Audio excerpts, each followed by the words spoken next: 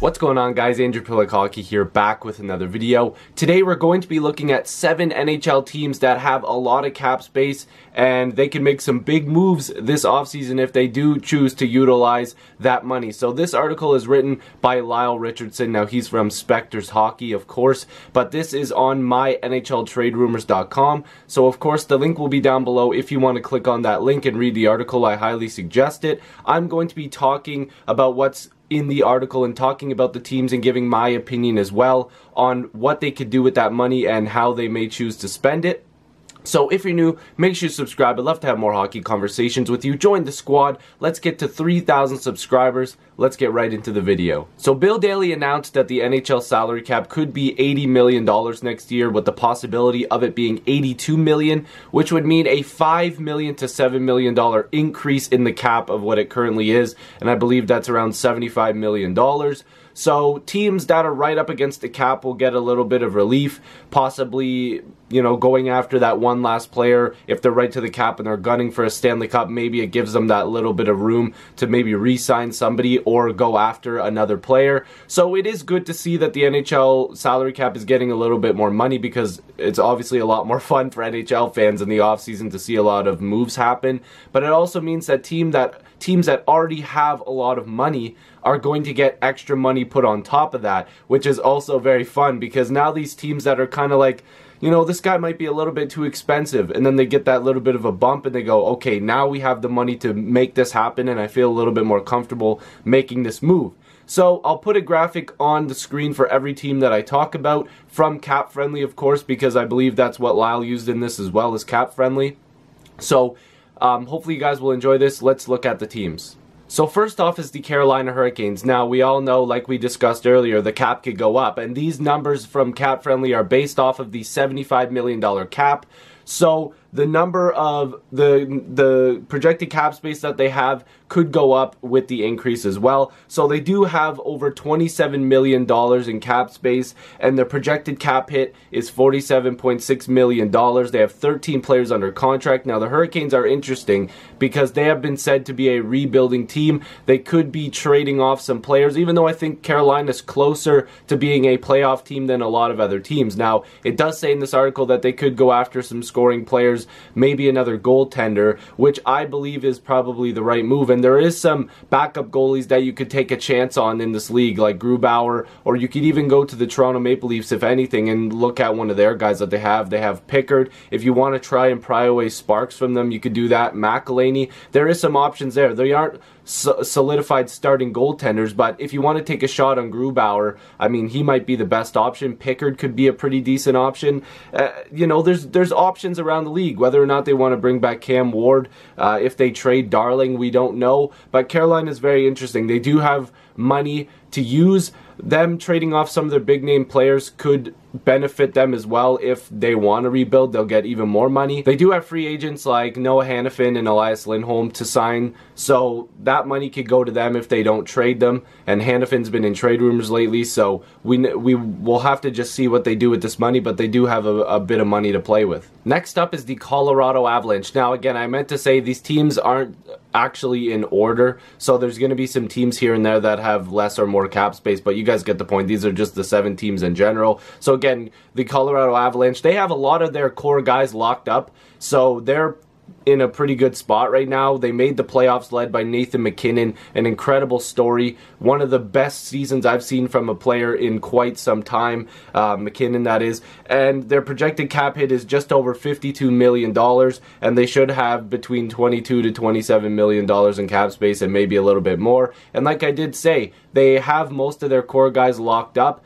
They do have the option to spend, but I feel like the Colorado Avalanche are going to be smart. They might go after maybe one decent scoring player this year, but I actually think Colorado might wait till the next free agent market. I feel like they might go after another defenseman, which would be a good a good option for them. I think Colorado's not in a rush to spend all their money because they are in a pretty good spot, and sometimes teams that are in a good spot with all this money make mistakes. They start paying for players, overpaying for players. So with this added money that they will have, I feel like they're going to use it to their advantage by keeping with what they have, maybe adding one decent scoring player, but then the next season spend to the cap maybe and go after a couple big name guys and maybe a big name defenseman. The next team is the New Jersey Devils. Now, we all know they had a really good season this year as well, led by Taylor Hall. They were a little bit of a surprise to me. I think that everybody was a little surprised with the Devils. They were better than people expected, and that's great because I do like their team. I think that they're good, and we've all heard that Ray Shero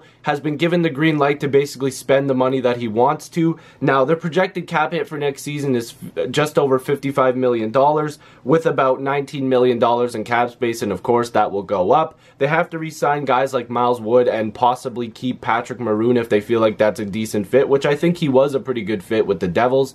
That could be, those are options for them as well.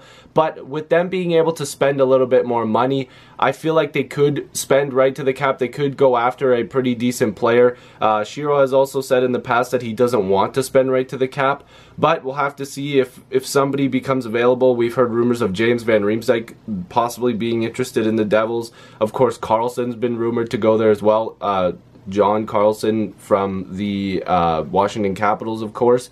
But the Devils definitely have a good team, and they do deserve to add another player to play with Taylor Hall, of course. Van Riemsdyk seems like the best fit in my eyes because I think that he'll help them just get over the top a little bit more when it comes to their goal scoring. So we'll have to see what they do, but Shero does have the green light to spend a little bit of money, and I'm not sure if he will. I'm on the fence. Next up is the New York Islanders, and this is one of the most exciting off seasons that we're going to see because of the New York Islanders. They have so much going on. Lou Lamoriello is the new GM of the New York Islanders. Garth Snow was let go, and of course head coach Doug Weight was let go. So this is wide open. We're not sure if it's going to be a complete teardown rebuild. If Tavares leaves, it pretty much is. Or is it going to be a retooling phase for the Islanders if Tavares stays and maybe they add in free agency? So their projected cap hit is just over $46 million, close to 47 actually. They have around $28 million in cap space, and of course that will go up, like I've said before. The biggest name that they got to re-sign is John Tavares, and they will have enough room to keep him. They also could look at guys like Calvin DeHaan to re-sign as well. So clearly the cap space for them is in their favor. And if John Tavares re-signs, maybe before he re-signs, does he look at them and go, okay, listen, we've got all this cap room. You can sign me. You can keep DeHaan. You can make sure all of our guys that we need to keep are locked up. Maybe make a move for a goaltender, and we need to spend this money because I'm sick of missing the playoffs. I'm sick of losing. And you know what? If he threatens to leave, they might have to. Lou Lamoriello is obviously a good general manager and he knows what he's doing, but keeping Tavares has got to be option A for them. They can't afford to lose Tavares unless they somehow string a huge deal to trade his rights somewhere and get a king's ransom back, which at this point teams will just wait for Tavares to leave. They probably won't trade for him unless they feel like they have a pitch that will 100% get him. But again, you're not giving up a ton either, so that doesn't benefit the Islanders. Teams aren't going to give up an arm and a leg for a chance to sign Tavares. At least I don't think so, and I hope not. But the Islanders definitely are going to have to make up their mind this offseason what kind of team they are, and it does start with Tavares. With all this money, this is a perfect situation for them to pitch him to stay in New York and stay with the team. Because of the fact that they have this money, I think Tavares will also ask of them, like I mentioned earlier, to go after other players, and it should be interesting. Up next is the New York Rangers. Now, their cap hit is just over $50 million for next season, and they'll have $24 million plus in cap space. And we all know that the Rangers said that they were going to be a rebuilding team. They warned their fans. At least they were going to retool their team. Now, they do have some guys that they are going to need to re-sign if they, want to stay at least a good team to be able to be on the fence of being a borderline playoff team. So Brady Shea, Jimmy Vesey, Nemestikov, Spooner. They've got some guys that they're definitely going to have to lock up, but with around $30 million potentially in cap space, there's also the option of maybe trying to get Ilya Kovalchuk to come to the Rangers, which was rumored for a long time. People thought the deal was done and he was already on the Rangers at one point a bit ago, a couple months ago or something like that. So the Rangers are going to have to obviously sign the guys that I mentioned first off. I'm pretty sure they're going to keep most of those guys, and they do have other guys that they need to re-sign as well. That was just to name a few, but they do have a lot of work to do. Henrik Lundqvist isn't getting any younger, so he's going to want to win. The Rangers are going to want to win. Their fans deserve it. They've got a great crowd.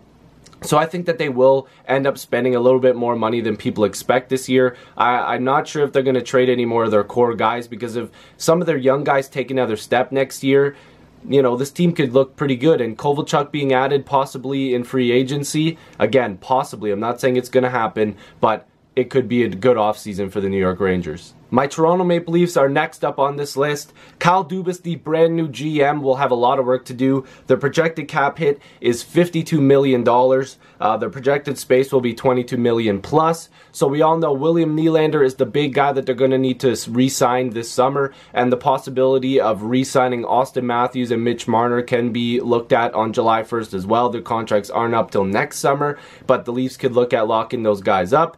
But I actually feel like they're going to wait another year. I think they will lock up, of course, they will lock up William Nylander. Van Riemsdyk, Bozak, and Komarov are probably going. Of all three of them, people will be surprised to think that I think that Bozak is the only guy that could stay on like a one-year deal. This summer is the offseason for the Leafs to possibly go after a defenseman, and maybe it's a trade, a one-year thing. But I think that they're going to have to spend a little money this offseason. They've got to prove that they're taking that next step to be a Stanley Cup contending team, and this is the offseason to get it done. Kyle Dubas has a lot of work cut out for him, but I think he can handle it, and signing William Nylander is probably option one on his list. The Leafs also have a bunch of RFAs that they're going to have to deal with that I'm going to get to in another video, but you guys can check on Cap Friendly as well. But there's a lot of young guys that they could keep up. I think Andreas Janssen is a guy that's up as well. Correct me if I'm wrong, but there's a lot of guys that they could sign from the Marlies. Some guys that are going to be demanding a little bit of a raise. I think Connor Carrick is on that list, but you guys will have to check it out as well. But the Leafs, of course, William Nylander has to be option one, and then maybe looking at Van Riemsdyk, Bozak, and Komarov, but I think they're all gone. And are the Leafs going to go after Tavares or Karlsson this offseason? I don't think so, but it is a possibility. The last team on this list is the Vegas Golden Knights, the team that just lost the Stanley Cup. Sorry, Vegas Golden Knights coverage. I feel really bad, but your team did really well. Vegas in their first year, they have lots of cap space after going all the way to the Stanley Cup. Their cap hit is at $48 million.